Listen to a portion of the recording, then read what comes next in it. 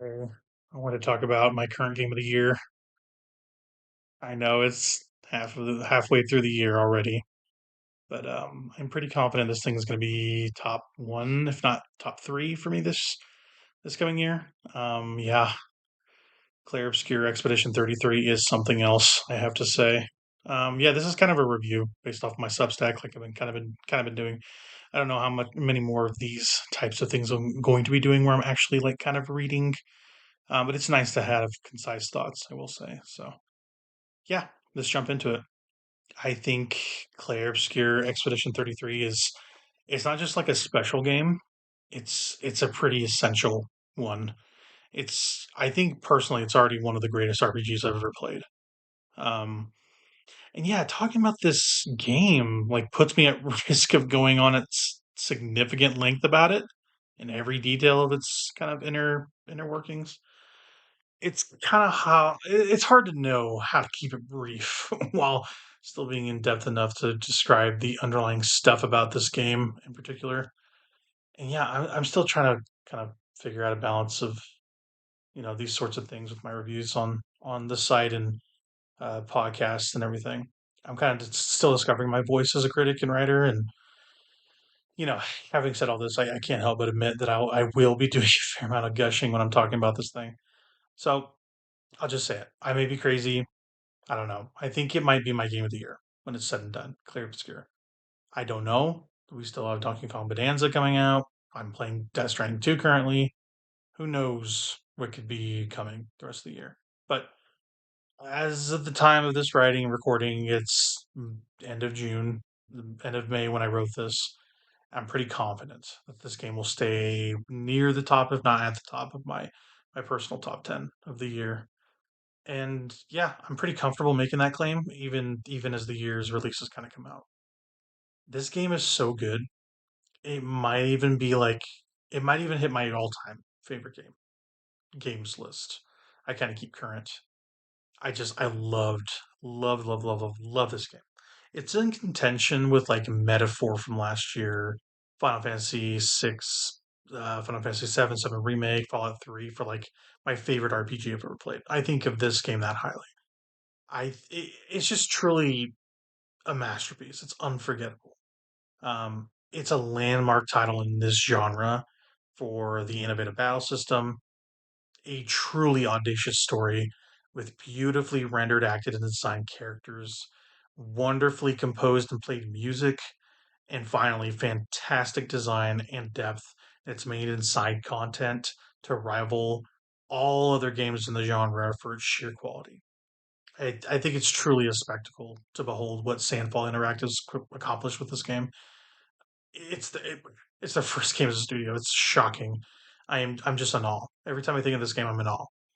Um, yeah, let's kind of talk about the thing. Like Clair Obscur starts with you playing as the character Gustav. He's a resident of Lumiere, kind of this decaying wreck of a city deep in the throes of a altering apocalypse. And yeah, he's like the closest thing to being kind of a mix between a scholar, scribe, and inventor all in one for Lumiere.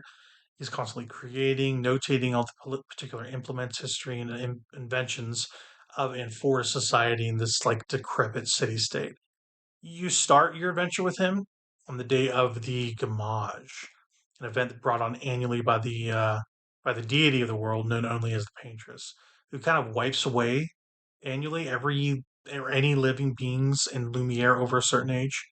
And each year, the paintress writes a new number on a slab in the distance. You can kind of see across the ocean, and that number corresponds to the new age limit imposed on all the humans living in Lumiere. And yeah, after each time the Gamage happens, a group of expeditioners tasked with killing her set out across the sea to locate her and end the vicious cycle. Um, the beginning of this game, one of the best opening acts for a game I've ever played. The prologue is just it's captivating, it's heart wrenching, and it's even anger inducing all in equal measure. Yeah, you talk to a bunch of like people in the town, kind of dealing with this situation. Everybody's kind of affected by the Gamage in different ways in the opening hour. But like everybody's got stuff they're talking about. Either they know someone who will be Gamaged, or they're going to be Gamaged themselves. Um, and whoever you talk to, they're all shouldering this like generational trauma of the broken world they're kind of living in. It was pretty eye opening to see how everybody reacts to the happenings of the day of the Gamage and how they kind of do or don't cope with it. And yeah, this beginning is really good because like you're exploring Lumiere, you're kind of talking to its citizens, in the early goings, and yeah, it just really adds to this like really brilliant world building. It doesn't have any problem taking its time. I really respect it for that. It kind of shows you the state of the world and people living in it, and how everybody's kind of dealing with this situation, right? It's remarkable how quickly I kind of gave myself over to the game after witnessing this kind of prologue and its entirely, and seeing the complicated dynamic between Gustav and an ex-lover kind of doomed to pass and the 34s vanishing. And yeah, talk about the prologue. It's a messy, lovely, brilliant way to start a video game. I can't remember the beginning of a game capturing me so wholly and completely like this. I just can't extol the virtues of this prologue sequence enough. It's an all-time moment in video game stories for me. It's immaculately voiced and performed. The writing, in particular, is just stellar here, and in its quality, it's really well done. This entire beginning. If you are not caught by this prologue, you do not have a soul. And yeah, once the Gamache happens, the expedition kind of they mourn for a night. They kiss their loved ones goodbye, and they set off the following day to go kill the Paintress. All the participants of the new squad, they kind of wear this golden sash tied to their bicep with the number of the current team's oldest members. Like for instance, this trip would be 33, which is a number signifying the new limit of age imposed by the Paintress. And yeah, like I said, there's like this ticking clock now. There's like a year left to kill her. Um, and yeah, the entire first act of Expedition 33, I think it's in its class of its own for its execution. It's a brilliant execution of ideas, writing, and it's just story. As you kind of play, you find these different party members, all whom have like they've survived the initial landfall of reaching the Paintress's domain, which kind of gets crazy at the beginning there. Um, and yeah, kind of talking about a couple of the characters, not to get too in depth. You start with Luna. Um, doesn't wear shoes. Interesting. I don't know. Feels like a character design thing. No one ever remarks upon this unless I miss something. I don't know. But yeah, she's like the magic user of the party. I like the way she kind of traverses the world. She like floats instead of everybody running around. It's pretty cool. She's like like I said, she's like the battle mage. She's the conscience and direction for the party throughout the story. And yeah, she kind of really tangles with Gustav at the beginning here, and I really like that. She challenges him. The second party member you meet is Mael. She's the youngest. She's not even 33. She's like 16, and she's like maybe the most important character in the story, at least in the later part for sure. But she's like the glass cannon, where she kind of deals high amounts of damage with a rapier that kind of can stack um, burning I don't know what you call it, status effects, yeah, on enemies. But like her health pool is pretty low, and kind of balancing the two, it's pretty key to succeeding early in the first fights of the story. The third party member CL. She's like this buffing damage dealer. She's got this like really cool double-ended scythe. I think she's the most intriguing and complex of the initial group. Um, and yeah, I found in dealing with her, if I was loyal to her, she became an ally. And she was my favorite to play in the party when it came to her gameplay. She's this like really interesting, like I said, buffing stacking thing. This sort of sun and moon card mechanic. It kind of layers cards on enemies to deal high amounts of damage, or she can like harvest them to heal life back to her, like get life steal. It's really cool. It's really cool. Um, and as you kind of continue, you gain a couple more members. You meet this Gestrel, who's kind of like this furry wood guy. It's hard to explain what the Gestrels look like. They're very unique. I haven't seen many creatures like them in other media. It feels very unique for this game. There's this Gestrel named Minoko. He's really great. And then there's another mysterious expeditioner, Verso, who's maybe the second most important character in the game besides Mael. Yeah, each of the characters, they each have very distinct novel move sets. None of them play the same, which I love. They each have different movesets, personalities, and stories. And everybody here, like everyone making up this cast, makes up for maybe the most diverse, engaging, and well-rounded RPG casts I can think of. The roster of unique people that make up the main cast of the game, I think rivals that of like Mass Effect 2's Galaxy Inhabitants, Baldur's Gate 3's D&D Miscreants, Metaphor Fantasios, Merry Band of Royal Misfits, and even Final Fantasy VII's like group of timeless party members. I think like they fit right there in that echelon.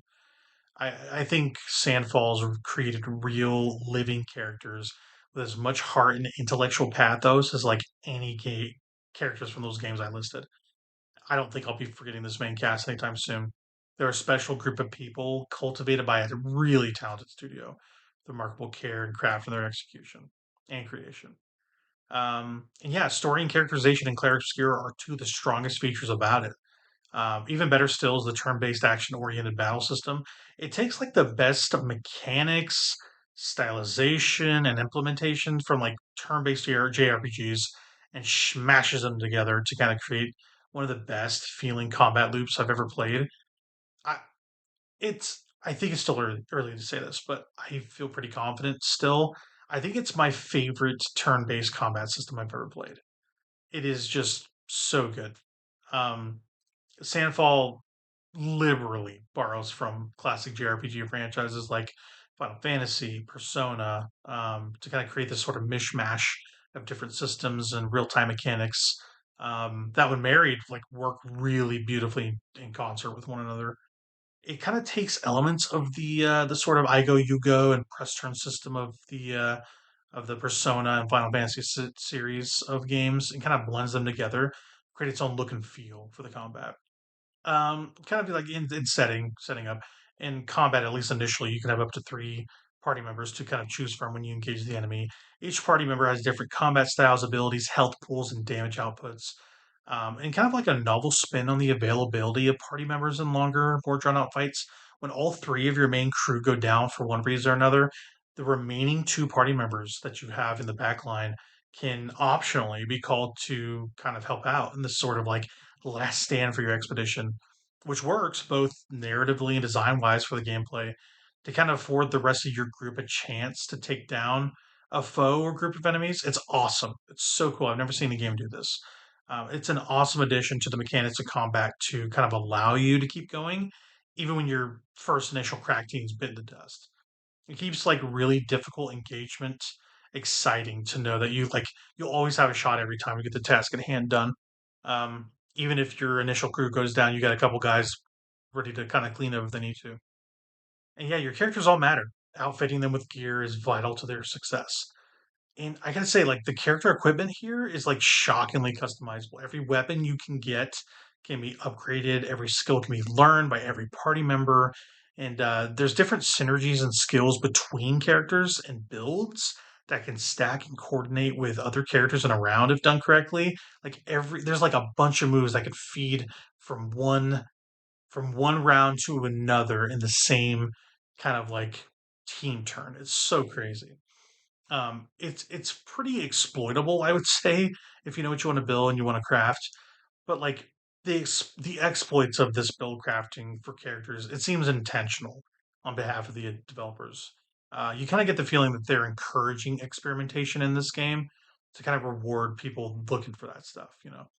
Um, once you set up your party, their builds, and put on a cool costume or two you can find kind of hanging around, you engage in the turn-based combat. Which these turns are a mix of the standard turn systems from Final Fantasy, where I go, you go, and there's this Persona Advantage style system of combat where higher skilled players are afforded more opportunities to attack the enemy in a given round if they know how to exploit their weaknesses. So you have stats for each character that govern how quickly they attack, how much damage they deal, how lucky you kind of are for critical attack chances, how much damage they take, for instance.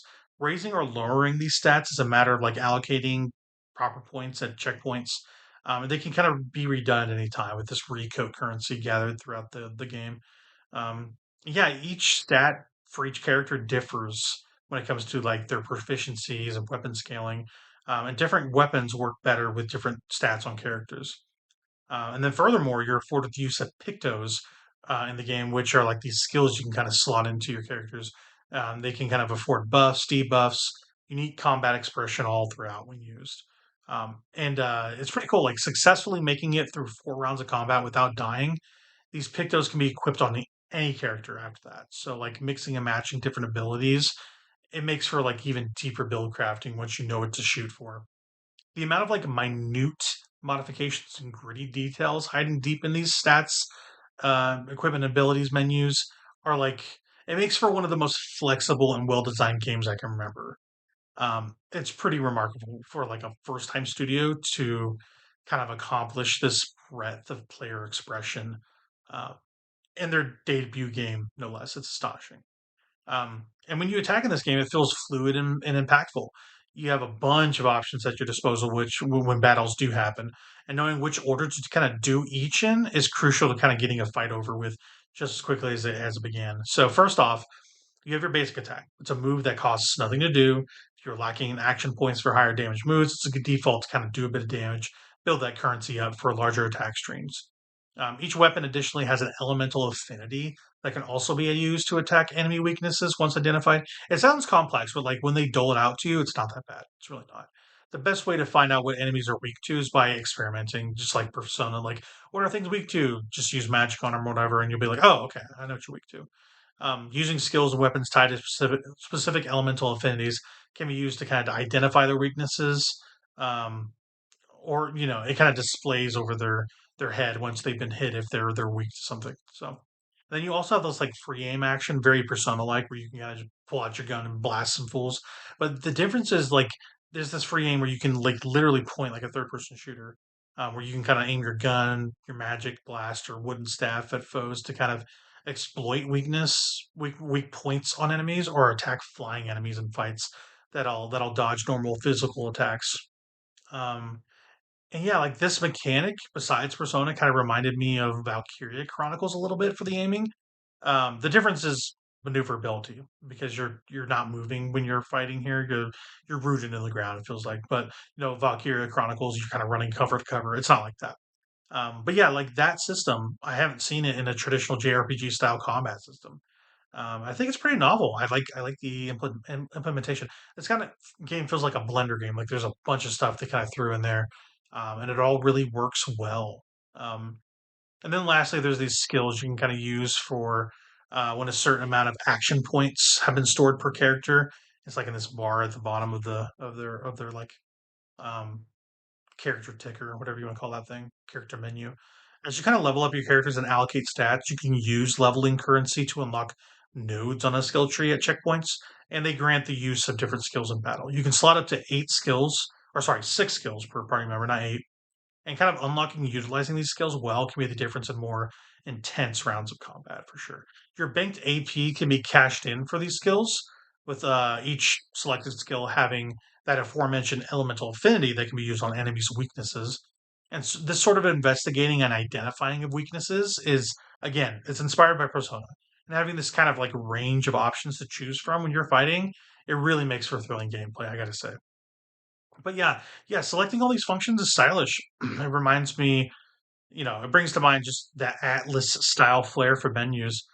Clair Obscur's got this like onyx and gold color palette for both its menu and default character aesthetic themes, and it's gorgeous looking. It's really well designed, looks fantastic while you're interacting with it. Like these HUD elements kind of float midair, and they're kind of like they look kind of like extensions of your character's psyche or spiritual potential. And yeah, hitting a function to enact an action looks and feels spectacular.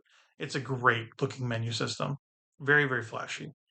And yeah, between the attacking, free aiming, and skill usage you can do in offense, there's another dynamic of engagement that's like the most important thing about the combat. It's countering. When you are attacked and you're not ready for it, like enemies hit really hard, even on the standard difficulty. I was routinely getting worked by enemies when they were dealing damage. And some fights were, even ended up me getting one shot. It can be really brutal if you're unskilled and unprepared. But it's like a matter of learning how and when to counter and dodge effectively. Mostly it's about learning how and when to parry attacks from enemies. And they have like every attack has this sound. If it can be parried, it has this sound that you'll hear, and you kind of have to suss out when to hit the counter button. Um, and yeah, it'll sound when they're vulnerable to be countered, and when to a dodge. Also, when you know you can't parry effectively. It's a matter of like listening to these little indicators before an attack lands. Um, but yeah, identifying and executing parries based on that, it's another matter entirely. It's pretty tough to get your head around it. Um, the countering systems, quite simply, I think it's the best part of the game on a purely gameplay level for me. It's so engaging to learn enemies' attack strings, complex combos, and various quirks. And for skilled players who can properly identify what needs to be done, a good defense can become the best offense, even if you're down to one party member. And yeah, it's kind of the kind of best example I have of it is a gameplay moment where everybody in my party was down except for Luna. Only Luna was there, and it was like 3-1. Like they were huge monsters too. They all full health bars. They caught us off guard like we were toast. Um, yeah, I've been caught. We've been caught off guard and I paid the price. Like everyone was down. By the time she was left, I was down to just like a sliver of health with no action points to spend on healing her, resurrecting my party. My saving grace here, however, is by that time I finally learned the combat strings they've been doing up till now. So as you counterattack, you build up this AP as a reward for doing so effectively. So once you're armed with that knowledge of their attacks and what they sound like and how to counter them, I just focused on parrying and counterattacking. Because when you complete a parry string where people are attacking you and you do it all successfully, you'll have this like retaliation attack. And as you kind of block, you'll get this AP to kind of bank. And yeah, I basically logged in and executed each counter perfectly. And yeah, every time I would block, I would either heal myself or pick up a party member or fight back, whatever. It was awesome. Like once I did this encounter, like the combat loop really clicked. Um, and yeah, it felt like even when was down on my luck, like as long as I was skilled enough to get through it, I could do it. You know, it was exhilarating and exhausting in equal measure. But I think winning that fight, it like taught me the correct way to win, even if I was down to just like Luna, just my last party member. It was a major rush to get to that fight. It was awesome. I think it's my favorite battle system in any RPG game because of that, because of the flexibility, because of the skill needed to be good at it, but still being flexible enough to not be so punishing. Right. I just think the studio did a brilliant job here with the combat loop and this like type of defensive offense. It differs wildly from the games that Clair Obscur borrows from so heavily, and yeah, it's one of the freshest and newest mechanical additions to the genre in years, I think. It's not a new idea to be able to mitigate damage from enemies in an RPG, but it's how you're able to go about executing on said mechanic that remains the most interesting piece of the puzzle. I think.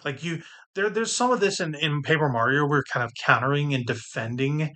Like if you hit a button press at the right time when someone's like headbutting you or something, you'll knock out some damage, right? Um, and yeah, the same principles are here, but the main core difference is that if you counter each attack perfectly, you can do a huge amount of damage without taking any. Um, it's the most useful way to climb your way back into fights. Um, it's a collusion. Like if you could basically, like if you knew how to do everything, you could go hitless in this game. Like I would love to see that. It would be kind of insane. I'm kind of waiting for that. And yeah, like all the stuff kind of combines to make this really really cool system. Um, it's like this balance of all this of offensive and defensive capability in this game that it makes it so rewarding to play. It's all this stuff and then the mix of abilities. It's just a blast to play all the way through. By the time I reached the end, I was parrying like full strings of attacks, dodging when I needed to, countering with my full party's force for these like what you like. Sometimes there's these like group counters or parries, or basically like if you hit everything and block everything, everyone hits it. These like expedition counters show up where the entire team kind of does this retaliation attack that's huge. Um, and yeah, there are these single counters. there's party counters, and then finally there's like another counter called these gradient attacks and gradient counters. There's these more powerful sets of previous types of moves.